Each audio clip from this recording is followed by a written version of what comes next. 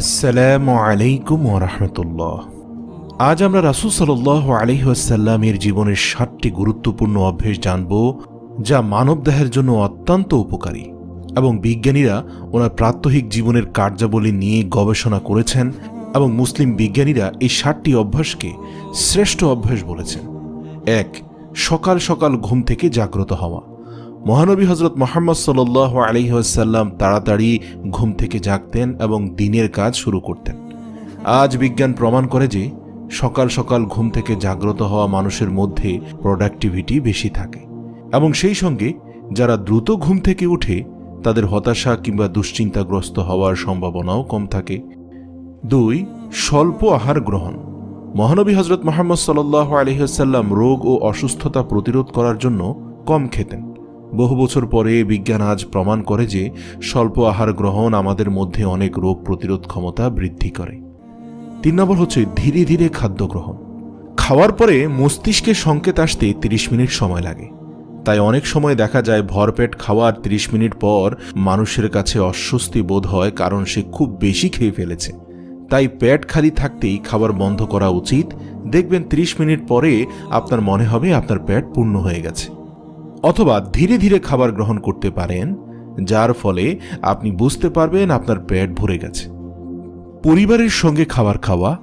আমাদের নবী সাল্লাল্লাহু আলাইহি ওয়াসাল্লাম সব সময় পরিবারের সবাইকে একসঙ্গে সাথে নিয়ে খাওয়ার ব্যাপারে উৎসাহিত করতেন। আজ বিজ্ঞান বলে যে পরিবারের সবাই একসঙ্গে খাবার খেলে অনেকাংশে মানসিক চাপ কমে যায়। ৫ নম্বর হচ্ছে ৩ শ্বাসে পানি পান। মহানবী সাল্লাল্লাহু আলাইহি ওয়াসাল্লাম ৩ শ্বাসে পানি পান করতেন। এটা সুন্নাহ।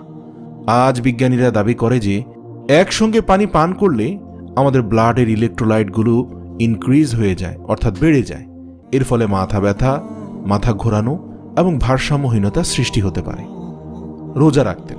রাসূল সাল্লাল্লাহু আলাইহি ওয়াসাল্লাম মুসলমানদেরকে রমজান মাসে রোজা রাখতে বলেছেন এবং তিনিও নিয়মিত রোজা রাখতেন।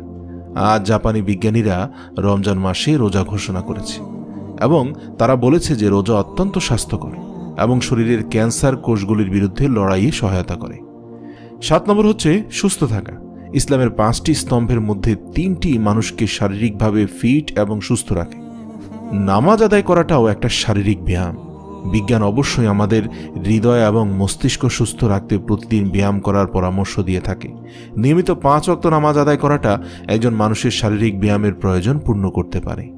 মহানবী সাল্লাল্লাহু আলাইহি ওয়াসাল্লামের অভ্যাসগুলো যদি আমরা আয়ত্তে আনতে পারি, তাহলে একই সঙ্গে তার সুন্নতের অনুসরণের পাশাপাশি আত্মিক পরিশুদ্ধির পাশাপাশি শারীরিকভাবেও সুস্থ ও সবল থাকতে পারব। আল্লাহ তাআলা আমাদের সবাইকে তৌফিক দান করুন যেন আমরা রাসূল সাল্লাল্লাহু আলাইহি ওয়াসাল্লামের বর্ণিত এই 7টি বিধান অন্তত বিশেষ গুরুত্বের সাথে পালন করতে পারি এবং দুনিয়া ও আখিরাতের কল্যাণ হাসিল করতে পারি।